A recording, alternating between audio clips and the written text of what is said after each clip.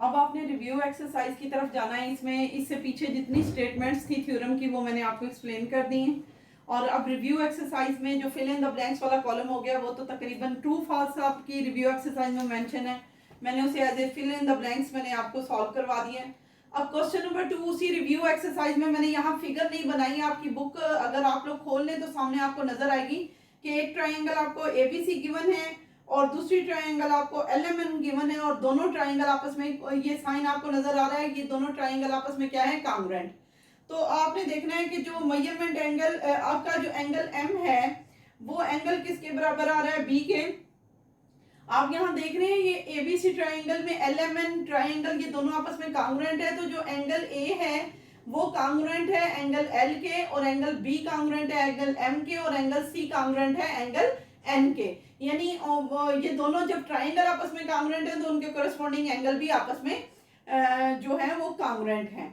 अब हम आते हैं कि यहाँ पर क्वेश्चन नंबर 3, इनकी भी फिगर अगर आप लोग अपनी बुक खोल लें तो सामने फिगर दी हुई है। इस फिगर में भी आप लोगों को नजर आ रहा है कि एक ट्राइंगल एबीसी है और दूसरी ट्राइंगल एलएमएन है। ये दोनों आपस में कांग्रुएंट है। तो हमने अननोन्स मालूम करने हैं।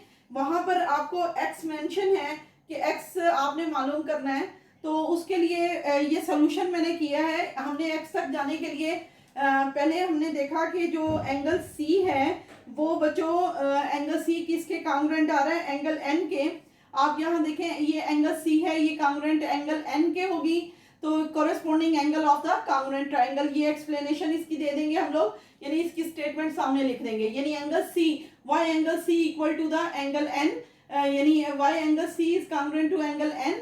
तो मैंने उसकी रीजन लिख दी है कि corresponding angle of the congruent triangle. दो ट्राइंगल आपस में कांग्रुएंट हो तो उनके कोरेस्पोंडिंग एंगल भी आपस में कांग्रुएंट होते हैं। जब एंगल सी एंगल एन के कांग्रुएंट है तो मेजरमेंट एंगल सी अब मेजरमेंट एंगल एन के बराबर है। तो उनकी मेजरमेंट लिख देती हूँ। मेजरमेंट एंगल सी जो है वो उस वक्त किसके इक्वल है, 60 डिग्री के, और मेजरमेंट एंगल एन किसके इक्वल है, x डिग्री के। अब कंपैरिजन में ये डिग्रीज के यूनिट कैंसिल हो जाएंगे। अब x यानी जो आप अननोन मालूम करने जा रहे हैं वो अब किसके बराबर हो गया, 60 के।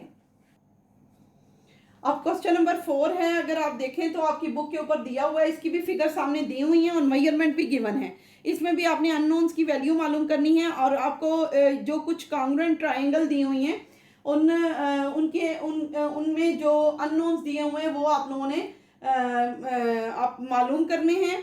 अब ये जो ट्राइंगल है बेसिकली ये आपस में कांग्रुएंट हैं।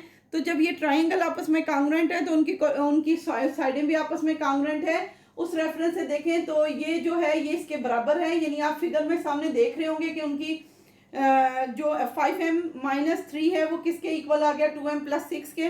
ये गिवन है आपकी बुक में, तो मैंने उसके सामने रीजन गिवन की दे दी। अब आप लोग जो इसको इक्वियन की तरह आप लोग ऑपरेट करेंगे तो आपके पास m की वैल्यू आ जाएगी। बड़ा आसान है इसको ऑपरेट करना। 5m इधर है, ये 2m भी इधर आ जाएगा, यानी ये पॉजिटिव इधर आकर नेगेटिव हो जाएगा, और जो 6 पॉजिटिव था -3 उधर जाकर पॉजिटिव हो गया। जैसे इक्वियन आप ऑपरेट करते हैं तो इस दोनों लाइक टर्म को सिंगल टर्म में शिफ्ट करते हैं, आंसर इज 3m, और इन दोनों लाइक टर्म को सिंगल टर्म में शिफ्ट करते हैं, दैट इज 9। और m की वैल्यू मालूम करने के लिए मल्टीप्लाइंग फैक्टर उधर जाकर डिवाइड हो जाएगा, आंसर इज m। m की जो एक m अननोन दिया हुआ है वो आपने मालूम कर लिया है। अब दूसरा एक अननोन है वो x है। ये आपको अपनी सामने जो रिव्यू एक्सरसाइज में क्वेश्चन नंबर 4 के सामने फिगर बनी हुई है वो आपको नजर आ रही होगी।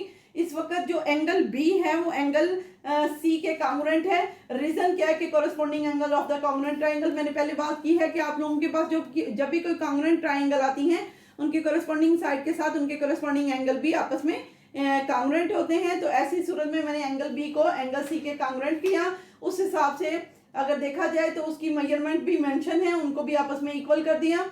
अब जो कंपैरिजन में डिग्री के साथ यूनिट के साथ कैंसिल हो जाएगा। यहाँ पर आप देखें तो आपके पास ये बच्चों 55 है, इधर 5x+5 है, x को आप इधर रहने दें और ये +5 उधर जाके माइनस हो जाएगा, आंसर इज 50। फिर 5 डिवाइड हो जाएगा तो x की वैल्यू भी आपके पास 10 आ जाएगी। इस तरह से आप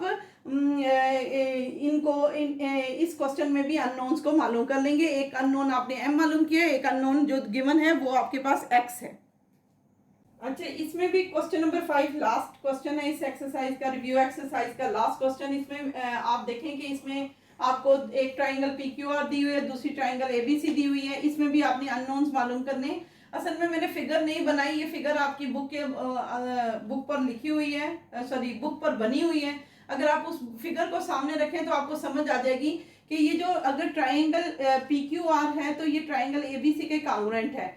इसके मुताबिक जो आपकी ये जो QR साइड है, अगर आपको नजर आ रही हो QR साइड, तो यहाँ पर ABC में किस साइड के कांग्रुएंट आती है? BC के साइड। जब ये दो ट्राइंगल आपस में कांग्रुएंट है तो इनकी कॉरेस्पॉन्डिंग साइड्स और कॉरेस्पॉन्डिंग एंगल भी आपस में कांग्रुएंट है। तो मैंने यहाँ से अगर QR की साइड उठाई है तो ABC वाली ट्राइंगल में मैंने BC वाली साइड उठानी है। ये QR इस वक्त BC साइड के कांग्रुएंट है। तो जब ये दोनों साइडें आपस में कांग्रुएंट है तो इसकी रीजन में मैंने लिख दिया corresponding side of the congruent triangle. Congruent triangles के लिए साइन यूज कर लें या वैसे आप लोग स्पेलिंग के साथ लिख लें, एक ही बात है। इन दोनों साइडों को आपस में, इनकी कॉरेस्पॉन्डिंग साइड्स आपस में कांग्रुएंट करने की रीजन क्या है कि यहाँ पर Z है, Z इज अननोन। अब आपको अपनी फिगर रिव्यू एक्सरसाइज पर अगर देखें तो ये जो फिगर बनी हुई है तो Z किसके बराबर आता है कि सॉरी Z इस वक्त किसके बराबर आ गया? 4 सेंटीमीटर के, यानी आपने Z अननोन यहाँ पर मालूम कर लिया। अब यहाँ पर ये जो अगर ट्राइंगल AB को देखें तो यहाँ पर ABC वाले ट्राइंगल को देखें तो ये जो AB है ये कांग्रुएंट किसके आ रहा है? PQ के। तो जब ये दो ट्राइंगल आपस में कांग्रुएंट हैं तो इनकी कॉरेस्पॉन्डिंग साइड्स भी आपस में कांग्रुएंट है। अब मैंने यहाँ पर पहले QR को BC के कांग्रुएंट किया और मैंने Z को मालूम कर लिया। अब मैंने यहाँ पर AB को कांग्रुएंट किससे करना है? PQ के कांग्रुएंट करना है। फर्स्ट टू साइड यहाँ पर भी और इधर भी फर्स्ट टू साइड, ये दोनों आपस में कांग्रुएंट है। तो इम्प्लाइज दैट में आपने देखा कि PQ में X मेंशन है, X किसके बराबर हो गया? 3 सेंटीमीटर के। इस तरह से आपने X अननोन को भी मालूम कर लिया। अब एक तीसरी साइड आपने देखें, वहां पर भी आपको Y की वैल्यू मालूम हो जाएगी। यहाँ पर अगर आप देखें तो आपके पास जो AC साइड है, ये यहाँ पर एक AC साइड है, ये आपको नजर आ रहा होगा। AC साइड इस वक्त किसके कांग्रुएंट आएगी? PR साइड के। ये PR साइड के बराबर होगी। और यहाँ पर आप देखें कि AC पर आपको y-1, AC पे आपको y-1 मेंशन होगा। ये यूनिट सेंटीमीटर लिखेंगे। ये किसके बराबर आ गया? 5 सेंटीमीटर के। कंपैरिजन में यूनिट के साथ कट जाएगा। अब y-1, ये जो -1 है उधर जाकर +1 हो जाएगा। अब y की वैल्यू के आपने गेन कर लिया 6। इस तरह से आपने दो ट्राइंगल जब कांग्रुएंट है तो उनकी कॉरेस्पॉन्डिंग साइड्स को एक दूसरे के बराबर रखते हुए सारे अननोन्स मालूम कर लेने। अब बच्चों आप लोगों की रिव्यू एक्सरसाइज इसमें आ गई। यूनिट 10 में आपकी सारी स्टेटमेंट मेरे साथ डिस्कस हो गई हैं और इसमें सारी रिव्यू एक्सरसाइज के सारे क्वेश्चन डिस्कस हो गए। अब एक काम है, वो है डेफिनेशन, वो आप लोगों ने समरी से तैयार कर लेनी है। और इस तरह से आपका ये यूनिट 10 कंप्लीट हो जाता है। इस यूनिट 10 को सिर्फ आप लोगों ने शॉर्ट क्वेश्चन और ऑब्जेक्टिव के पॉइंट ऑफ व्यू से तैयार करना है और इसमें कवरेज सिर्फ डेफिनेशन और शॉर्ट क्वेश्चंस की आ जाती है, जो मैंने आपको मैक्सिमम इसकी बता दी है। बस इससे ज्यादा इसको तैयार नहीं करना।